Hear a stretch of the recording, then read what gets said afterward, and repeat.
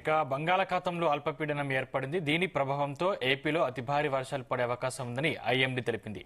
శ్రీకాకుళం, పార్వతీపురం, అల్లూరి, అనకాపల్లిలో భారీ నుంచి అతి భారీ వర్షాలు పడే అవకాశం ఉందని సూచించింది. ఇక వైజాగ్, కాకినాడ, ఉభయ గోదావరి, కోనసీమ, ఏలూరు, ఎన్టీఆర్ జిల్లాలో భారీ వర్షాలు కురుస్తాయని పేర్కొంది. మత్స్యకారులు వేటకు వెళ్లొద్దని సూచించింది. అల్పపీడనం పశ్చిమ బెంగాల్, ఒడిశా తీరాల వైపు కదిలే అవకాశం ఉందని పేర్కొంది.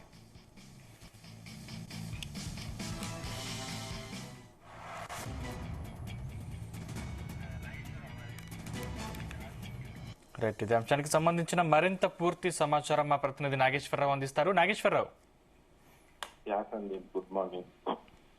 ఆంధ్రప్రదేశ్ లో వర్షాలు ఓ పక్క కొన్ని జిల్లాలలో దంచి కొడతా ఉన్న పరిస్థితి ఉంది. మరికొన్ని జిల్లాలలో సాధారణ వర్షపాతం నమోదవుతుంది. మొత్తానికి ఆంధ్రప్రదేశ్ వ్యాప్తంగా అయితే ఆ వర్షాలు పడతా ఉన్న పరిస్థితి అయితే ఉంది. ముఖ్యంగా ఆ ఉపరితల ఆవర్తనం ఉత్తరాంధ్ర సమీపంలో అల్పపీడనం, ఉత్తరాంధ్ర దక్షిణ కోస్తాలో వానలు వెనక్కి చూస్తే ఆంధ్రప్రదేశ్ వ్యాప్తంగా కూడా ఆ వానలైతే దంచి కొడుతున్న పరిస్థితి ఉంది.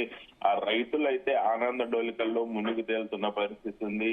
గత నెలలో ఏదైతే వర్షపాతం తక్కువ నమోదవటం, రైతులు పంటలు వేసుకోవటానికి రెడీ అవ్వలేకపోవటం, మరో పక్క వర్షాలు పడతాయా లేదా అన్న టెన్షన్ వాతావరణంలోకి ఆ రైతులు వెళ్లిపోయారనంటే ఈ సంవత్సరం వర్షపాతం ఎంత లేటుగా వచ్చింది, ఎంత లేటుగా కురుస్తున్నాయి అనేది అర్థమవుతున్న పరిస్థితి ఉంది. ముఖ్యంగా ఆ ఉష్ణమండల తుఫాను కారణంగా ఉత్తర కోస్తాకు సమీపంలో బుధవారం ఏర్పడవలసిన అల్పపీడనం కాస్త ఆలస్యమైనట్లు తెలుస్తా ఉంది. పశ్చిమ మధ్యదానికి ఆనుకొని ఉన్న వాయువ్య బంగాళాఖాతంలో ఆ బంగాళాఖాతంలో ఏర్పడిన ఉపరితల ఆవర్తన సముద్ర మట్టానికి 3.1 నుంచి 5.8 కిలోమీటర్ల ఎత్తులో కొనసాగుతున్న పరిస్థితి ఉంది. దీనికి అనుబంధంగా గురువారం ఉత్తర బంగాళాఖాతంలో మరో ఉపరితల ఆవర్తనం ఏర్పడే అవకాశం ఉంది.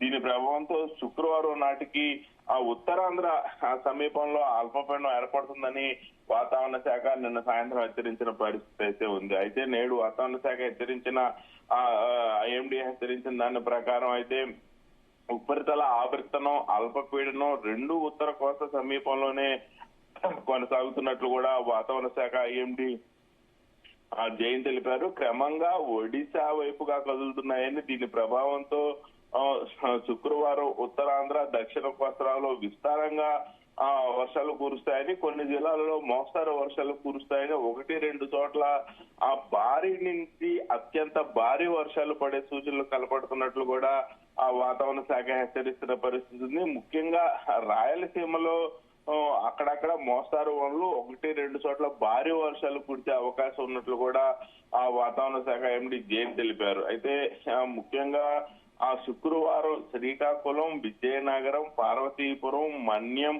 అల్లూరి సీతారామరాజు, విశాఖపట్నం, అనకాపల్లి జిల్లాల్లో పలు చోట్ల మోస్తారు నుంచి భారీ వర్షాలు కురిసే అవకాశాలు ఉన్నట్లు ఆ వాతావరణ శాఖ తెలిపింది. అలాగే కాకినాడ, కోనసీమ, తూర్పు గోదావరి, పశ్చిమ గోదావరి, ఏలూరు, కృష్ణా, ఎన్టీఆర్, గుంటూరు, బాపట్ల, పల్నాడు జిల్లాలలో మోస్తారు వర్షాలు కురిసే అవకాశాలు ఉన్నట్లు కూడా ఆ వాతావరణ శాఖ తెలిపింది. మిగిలిన జిల్లాల్లో కూడా ఖచ్చితంగా వర్షపాతం నమోదవుతుంది, కానీ తేలికపాటి వానలు పడే అవకాశం ఉందని ఆ వాతావరణ శాఖ ఆ విపత్తులో అధికారి చెబుతున్న పరిస్థితి ఉంది.